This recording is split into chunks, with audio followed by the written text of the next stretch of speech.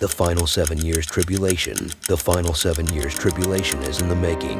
It is the ultimate test of faith and the final 7 years of God's grace. For no one can be saved and be reconciled with God after the 7 years, no matter how much you plead with Him, even if you recognize your mistakes and repent from your wayward ways. Despite all these, yet God, rich in His abounding love, gives us a last chance to come back to Him, provided those who choose not to receive the mark of the beast, and those who die without receiving the mark of the beast and not knowing Him before Christ returns, for there will be a second resurrection, as for the first resurrection is for Christians. In the last 3.5 months, for Satan will be released from the abyss to deceive the world as much as he can, for he knew that his time is short, and those who still choose not to repent after 3.5 months, God will shut the window of salvation like in the days of Noah. There will be no more grace nor mercy from God.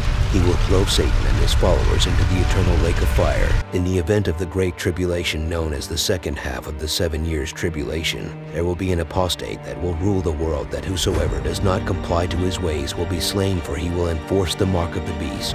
He will even claim himself to be God and perform lying signs and wonders, and many will be deceived by him.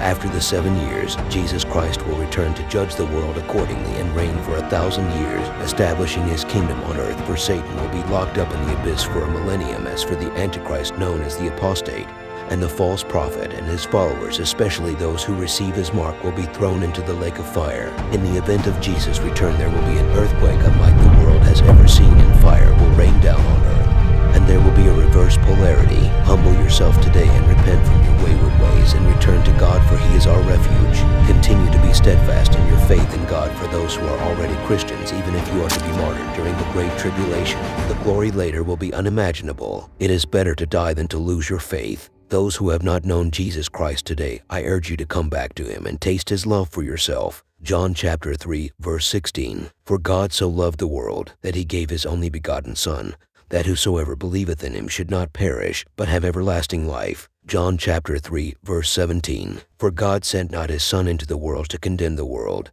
but that the world through Him might be saved. If you like this video, please subscribe, like, and share.